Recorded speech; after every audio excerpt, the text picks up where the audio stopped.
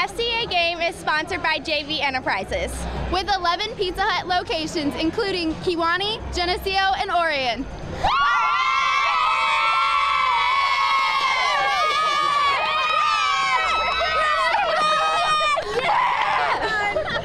There's not much separating the Wethersfield Flying Geese and Brimfield Indians. Brimfield is rated number 4 in the state. The Geese are number 5. The Indians have an amazing 29-1 record. The Geese are 29-2. The only thing separating the two from making it to the sectional championship game, a head-to-head matchup.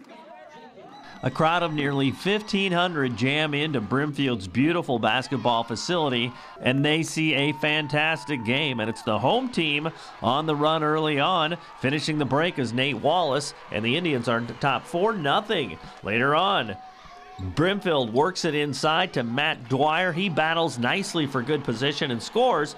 The lead grows to 6. Wethersfield ready to bounce back. Trevor Lay to Tucker Nichols. He scores in the paint.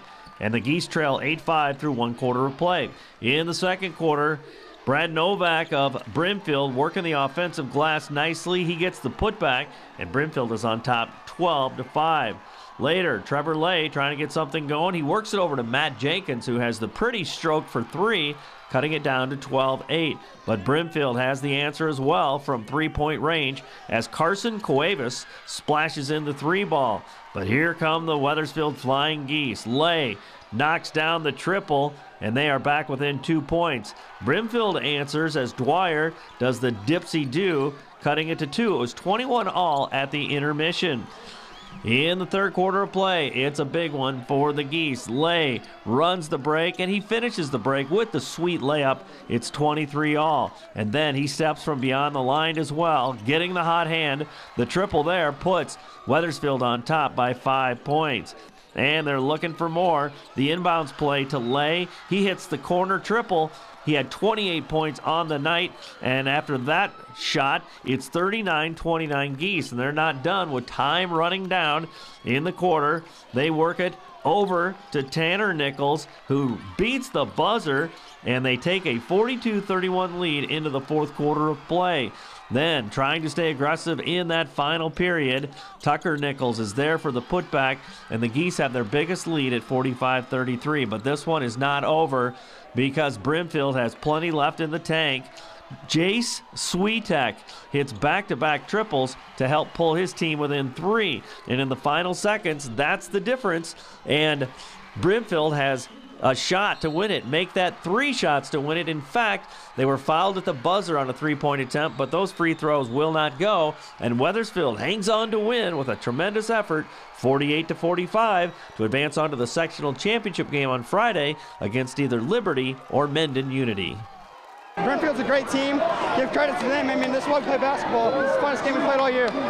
You kind of knew they had a run left in them, right, in that fourth quarter? Yeah, I mean, they're a good team. Every good team comes back, they battle, nothing's handed to you, and just give credit to them. What was the difference in the third quarter when you guys separated yourselves a little bit? I think we just got in rhythm. We got going up down the court, got in transition, really found our groove. You guys, the first 2 games in the tournament, you struggled a little bit. You struggle in advance. How affirming is this win? You beat a great team tonight. This one's great. We knew we had a little rust shake off in the beginning, but I mean, number 4 versus number 5 in the state. I mean, nothing better than this. What's it gonna be like practicing, getting ready for Friday night now? It's gonna be phenomenal. We're gonna work hard. We're gonna really get after it, and excited to see who wins the next game tomorrow. Kind of moments like this, right? Why you train so hard? Yeah, moments like this, all those workouts, summer, everything. It's all for this. I was kind of worried there, but we pulled through. Our defense played really good this game. Talk about the difference in the third quarter when you guys were able to get a 10 or 11 point lead. That's normally when we run out there. Our press slows them down towards the end. They get tired, their legs run out, and that's normally when we pull away. How great is it to beat a team like this? And maybe in the regional you guys weren't at your best, but boy, you guys are really back now. Oh yeah, it feels great. What's practice going to be like between now and Friday, too, as you prepare for hopefully some new territory? It's been a long time since you got to lift that big plaque. Oh, yeah, it's going to be different. We're going to bring it. It's going to be pretty intense.